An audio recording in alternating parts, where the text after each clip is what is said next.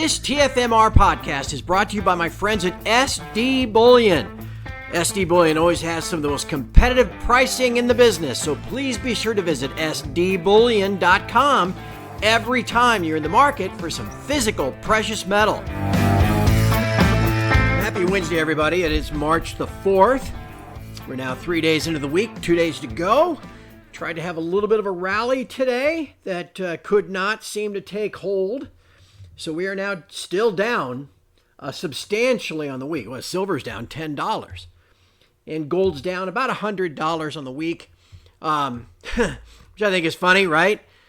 You think back last year, gold would be down $50 in a day, and the mainstream would roll out and say, well, you know, there's going to be peace in Gaza, and there was a war premium that had to be taken out. Or there's going to be peace in Ukraine, and there's war premium. So now there's actual war. And gold goes down 100. Point is, don't listen. You know, it's just ridiculous. The mainstream media coverage of gold is just nonsense and whatever. I don't need to keep going on about that. I do want to spend some time today in a bit of a tutorial, if you will. So let's just dive right in, hit the main other points I want to make sure we get before we talk about your tutorial. Big news yesterday. Again, just absolute desolation. A barren COMEX. Nobody home. Even yesterday, gold down $188. Open interest rose by 120 contracts. Still less than 410,000. Lowest levels, again, that we've seen since the end of December in 2018, more than 7 years ago. The all-time high in COMEX gold open interest was 798,822 on January 23rd, 2020. Right before the February contract went off the board, mind you. So we're now about half that. Worse. This is almost astonishing. In silver, fell nearly 2,000 yesterday on price big dump, and is now down to 113,326. 113,326. That is the lowest level since September the 30th of 2013. I'll repeat that. Total COMEX open interest now the lowest level in 12 and a half years. So when you see silver go down $4 or $5 a day this week after being up $4 or $5 a day last week, again, there's no depth in the market. There's nobody there. And so when you get any kind of volume, any kind of interest, boom, the moves are that much exaggerated because the bid stacks are that small or the offer stacks are that small. It's like trading in Globex all afternoon long. Oh, if you're wondering, the all-time high for COMEX silver open interest, also in 2020, February 24th, 2020, right before the March silver went off the board, 244,705. And we are now 113,326. Absolutely astonishing. All right. Rates higher today because of inflation. Okay. It's not what the PPI showed. Well, don't you know there's a war going on? Yeah, I do, actually. Dollar index down, though. So that sets up an interesting end of the week because it's right on the top of that little pennant that we've been tracking within the range. It's up 115 on the week now. Could it give most of that back tomorrow and Friday? Well, let's just see what that old BLSBS is going to show. The ADP report a little stronger than expected today. But let's just see what the BLSBS shows, particularly with revisions to last month's nonsense number. And the shares tried to rally today. At one point, they were up 3 points on the GDX. At one point, they were down a point on the GDX. Finished up 64 cents. At 105.88, we're going to talk about how silly that is here in just a second, too. Like I said, metals all over the place. Silver was looking good. It got smoked for $2 in the first hour of COMEX trading, and then in the second hour, got smoked for $1.50 in 2 minutes. Jane Street behind this? I don't know. But again, when there's nobody home, prices, do whatever. All right, so there's that. All right, so what I want to talk about I posted, this showed up in my timeline this morning from somebody named Dr. Don Woods. Dr. Don. Well, if he's a doctor, he must know everything, right? Doctors always make the worst clients because they think they know everything. They've been told their whole lives that they're the smartest people in class and they should be a doctor someday when you grow up. And then it becomes this kind of, I don't know, let's call it confirmation bias. Everybody tells you you're smart. You must be smart. So anyway, Dr. Don here, who apparently is an expert on COMEX. At least that's what he wants everybody to think. When I saw this morning, I already had 40 some odd thousand views. By the time I finally just had to say something, it was up to 66,000.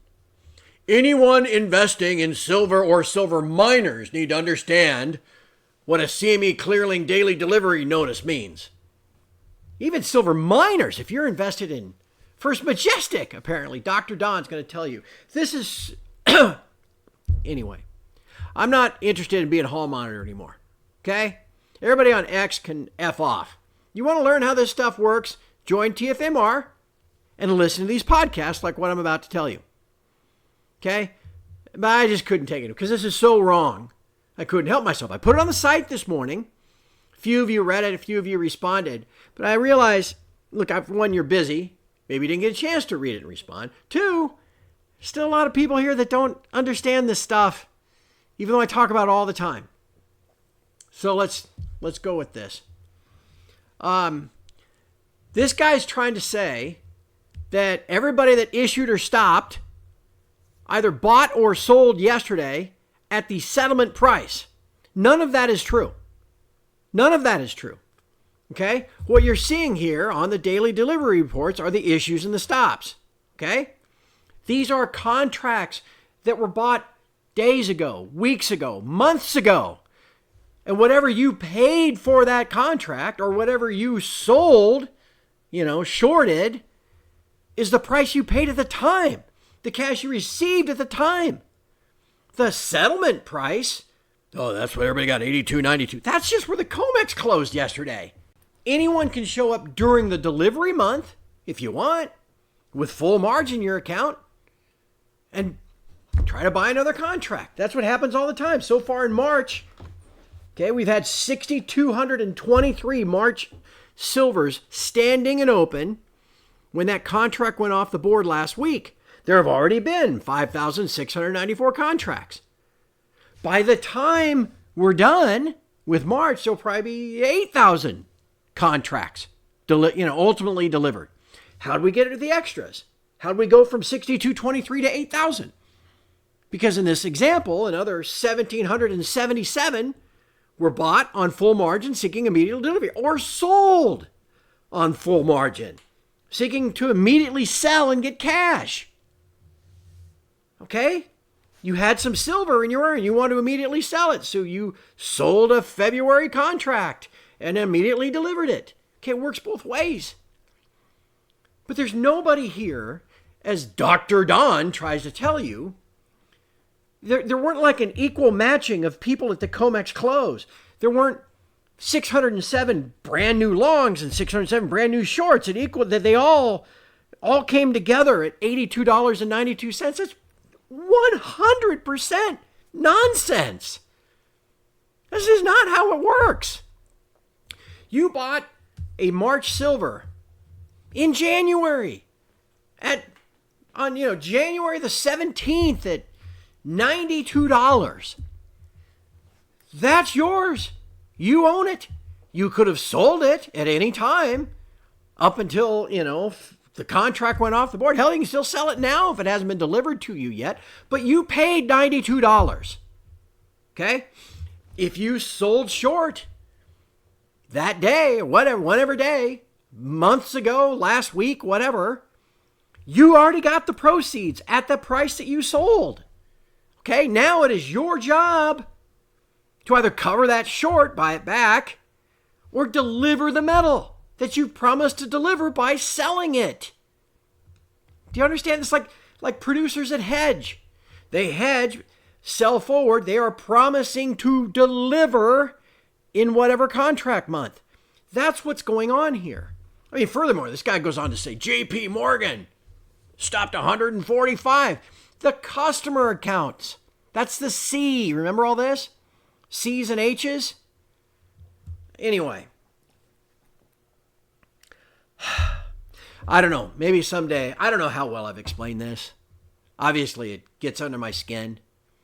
If I didn't explain this well, we'll try again tomorrow. Okay? But what's happening during the delivery month? The contract goes off the board. Okay? On, day before the last day of the month, basically. For February, I guess I messed up. I said, for March silver, there were 6,223 contracts still open. Remember, there used to be 100,000. Right now, there's 77,000 in May. Oh, they're all going to stand for delivery for 400 million ounces. No, they're not. Okay? I also made this point.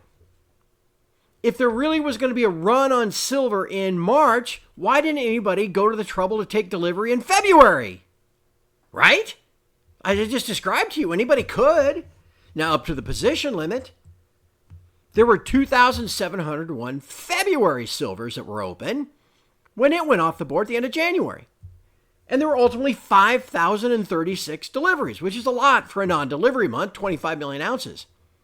But if COMEX was being depleted, they were going to go out of business, it was going to default in March, you would think people, legitimate people that could buy 1,000 contracts, they would have known that this was coming. And they'd have shown up and they'd have bought 1,000 contracts in February. So they might actually get the silver before the COMEX runs out. But nobody did. For posting that last week, I got called a shill and I got called a troll. So, anyway, anything else you want to know about this stuff, I'll try to explain it to you. But what Dr. Don Woods posted here as something that anyone investing in silver or the miners need to understand is you get a little couple of specks of truth in here. Yeah, you know what? Bank of America, they stopped 195 contracts. And if you look close, Bank of America house account, that's exactly what they did. Okay, that makes it look like, he must be right. No, but he's not. Okay, enough of that. 13 minutes in. All right, quickly through the rest of this page. Here's your first force majeure that I could find, Qatar Energy. They've stopped production at their liquefied natural gas products, and they've declared force majeure to its affected buyers. They can't deliver, then legally we don't have to. This is an issue. Okay? This is all part of the unknown unknowns. And I don't know how many more of these are coming. I don't know if this is the only one. How much more of a problem is this going to be? Now, again, we've seen things like this. Force majeure after that ship got stuck in the Suez Canal, things like that. Okay, this is one-off. This does not mean, the world energy complex is collapsing. But this is all part of what's going on. I'll give you another one. Here's one for you. Trump was talking about, hey, maybe the Kurds should roll out of Iraqi Kurdistan or whatever their little state is called up there and go marching into Iran. Okay, fine. Sounds good. We'll use them as a ground force. But the Turks aren't going to go for that. So what's going to happen next? There's actually a missile fired at Turkey today. What, are they going to declare Article 5? I mean, look at this. And then if that's true, and then all of a sudden the Turks come up with, who knows what's going to happen next? Anyway, unknown unknowns continue here in day 5 or whatever it is. And then just a couple mining things. I showed you this last week. I own 3,000 shares of Taseko. Okay, it's a good company, I think. Anyway, I'm reposting this to Lobo's point. First new mine in the U.S. in 17 years. The old adage, Rick Rule's big thing. Well, the cure to high prices is high prices. Right. If you could shake out a few people with their existing metal. But it's 17 years. It can take a long time for high prices to cure high prices, as Lobo points out. Always collect these things because I know everybody's always looking for silver miners. Well, which one should I buy? Again, you look at Eric Sprott's list. I had that the other day. Here's another one, okay? Primary silver miners. If this is something that you want to invest in, well, here's a start. There's 8 of them. And then finally, I mentioned the GDX and how silly this is. Again, the machines. Again, we like to think it's all, smart thinking, rational human beings making these trades when, 80% of the daily volume in the New York Stock Exchange is bought. So gold goes down yesterday, $188. Silver goes down $538, and the GDX falls 9%. Okay.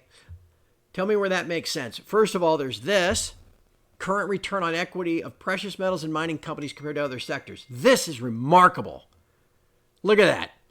Compared to all these others. But yet everybody thinks, oh yeah, well, they're messy. I don't understand anything about it.